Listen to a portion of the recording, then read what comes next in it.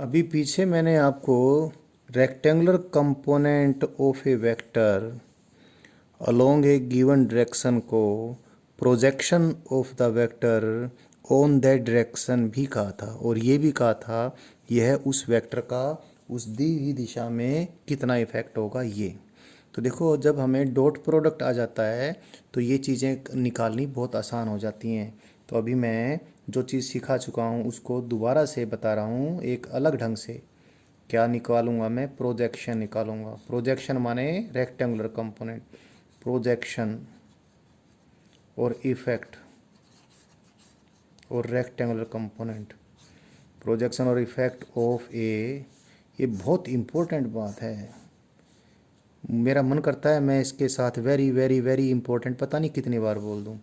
Projection और effect of a vector. Projection और effect of a vector in the direction of another vector and perpendicular to that another vector। अब ये जो बात लिखी है इसका मीनिंग आपको समझ में आ जाएगा। सपोज ये हमारे पास कोई वेक्टर ए है और इस वेक्टर ए का मुझे ये कोई दूसरा वेक्टर भी है। ये बहुत इम्पोर्टेंट है, बहुत ज़्यादा इम्पोर्टेंट है बच्चों। ये कोई दूसरा वेक्टर भी है बी। इस वेक्टर ए का इस बी वेक्टर की दिशा में कितना प्रभाव है वह भी निकालना है, और इस वेक्टर ए का इस बी वेक्टर के परपेंडिकुलर कितना प्रभाव है वह भी निकालना है। या फिर यूं बोल दें, इस वेक्टर ए का बी की डायरेक्शन में कितना प्रोजेक्शन है और बी के परपेंडिकुलर कितना प्रोजेक्शन है वो भी। तो पहले तो ग्राफिकली ही देख लें। ये तो क्या आ गया? ये ग्राफिकली ये तो आ गया ए वेक्टर का बी की डायरेक्शन में इफेक्ट या प्रोजेक्शन या रेक्टेंगुलर कंपोनेंट। और ये क्या आ गया? ए वेक्टर का बी के परपेंडिकुलर इफेक्ट। अब एक बात ध्यान रखें, ए के मैंने दो परपेंडिकुलर कंपोनेंट बनाए हैं, और कंपोनेंट जब भी बना देते हैं तो सारे कंपोनेंट मिलके उतना इफेक्ट पैदा करते हैं जितना कि गिवन वेक्टर है। देख भी लीजिए ट्रेंगला से, this vector plus this vector is equal to A vector. ये चीज़ कभी नहीं छूटनी चाहिए। तो ए वेक्टर का जो बी वेक्टर की डायरेक्शन में प्रोजेक्शन है, क्योंकि ये बी वेक्टर के पैरेलल प्रोजेक्शन है। वैसे तो आपकी मर्जी कोई भी सिंबल लें, लेकिन मैं इसके लिए सिंबल क्या लिखूंगा? ए पैरेलल। और क्योंकि ये प्रोजेक्शन ए वेक्टर का बी के परपेंडिकुलर है, या ये क्या है? ए वेक्टर का बी के परपेंडिकुलर प्रभाव, इसको मैं ए परपेंडिकुलर लिख दूँ। मुझे ये भी चाहिए, ये भी चाहिए। क्यों चाहिए? बहुत इम्पोर्टेंट है जी। इम्पोर्टेंस क्या है जी? धीरे धीरे आपको पता चलनी शुरू हो जाएगी। तो अभी हो जाएगा। सपोज ये एंगल थीटा है, तो एक चीज़ तो आपने पहले लर्न कर ली, बहुत अच्छे से लर्न कर ली। ए पैरेलल कितना है? ए कोस थीटा है।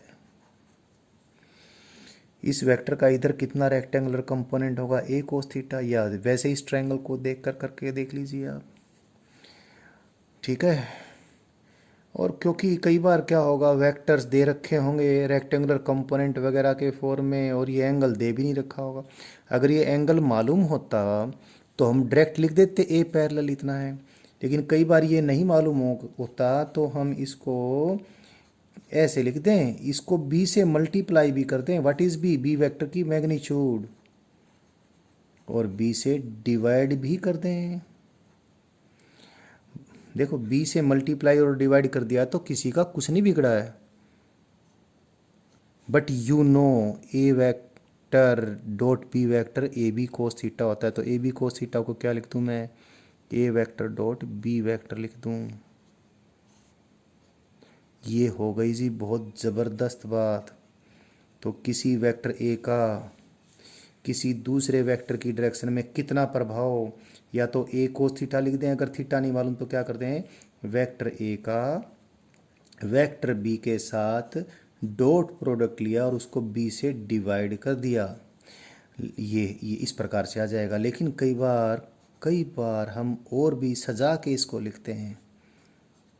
ये सजा के लिखना, ये सिर्फ सजा के लिखने के लिए बात नहीं है। We are not only decorating it.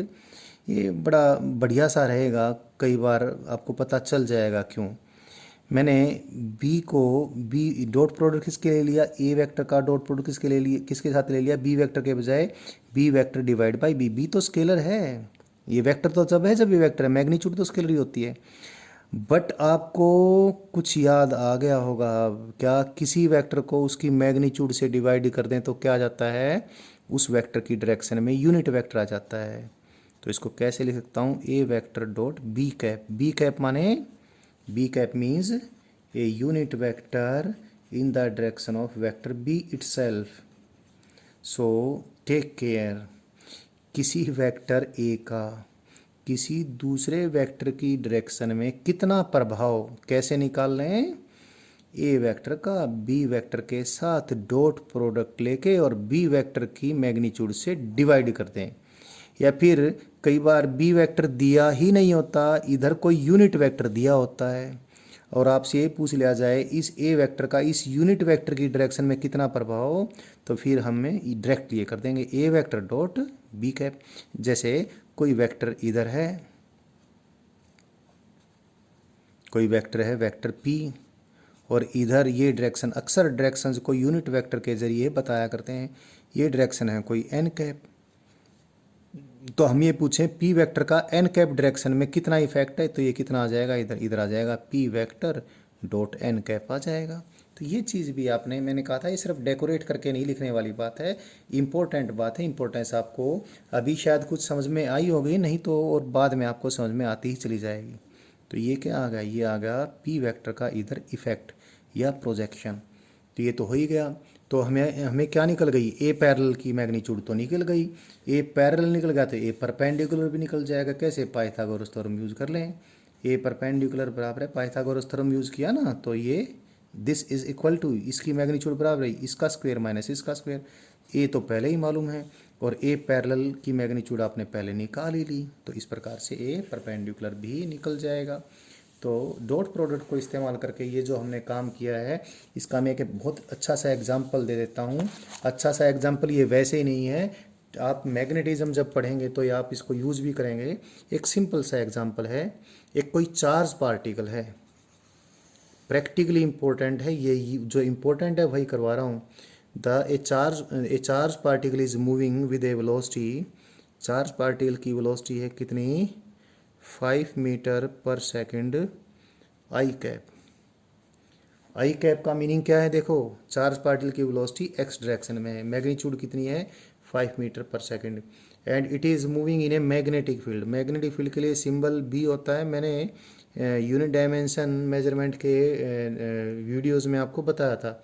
और मैग्नेटिक फील्ड की मैग्नीट्यूड है 3 I cap plus 4, sorry magnetic field magnitude and direction समेत क्या है 3 I cap plus 4 J cap. और मैग्नेटिक फील्ड के एसआई यूनिट आपको मैंने बताई थी नाम उसका, उसको टेस्ला बोलते हैं, कैपिटल टी से डिनोट करते हैं, नहीं तो चलो लिख दीजिए टेस्ले। तो P B vector that is magnetic field is 3 I cap plus 4 J cap tesla. और क्वेश्चन क्या है, क्वेश्चन है find the effect of the velocity of the charge particle along the field and perpendicular to the field. यानी charge particle की जिसकी velocity इतनी है, इसकी वेलोसिटी का मैग्नेटिक फील्ड की डायरेक्शन में कितना प्रभाव है, यानी इस चार्ज पार्टिकल की वेलोसिटी मैग्नेटिक फील्ड के अलोंग कितनी है और मैग्नेटिक फील्ड के परपेंडिकुलर कितनी है। तो वी पैरेलल निकाल लें, अभी बताया वी पैरेलल, इस वेक्टर का इसके पैरेलल कितना प्रभाव है, V vector dot B vector divide by B हो गया।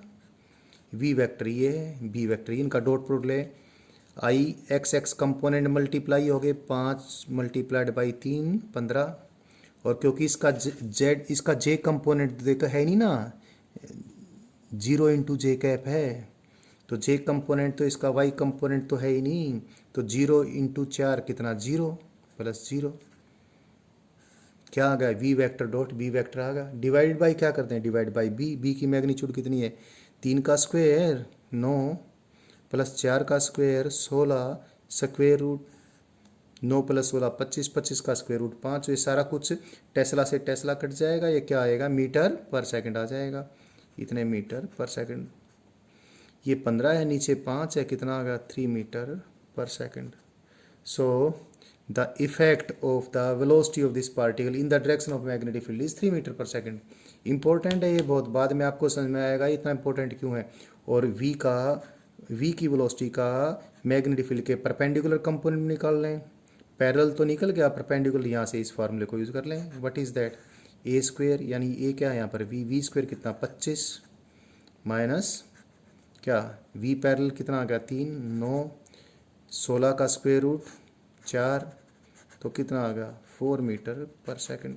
सो इस चार्ज पार्टिकल की वेलोसिटी का मैग्नेटिक फील्ड के लॉन्ग कंपोनेंट निकल गया और मैग्नेटिक फील्ड के परपेंडिकुलर कंपोनेंट भी निकल गया है।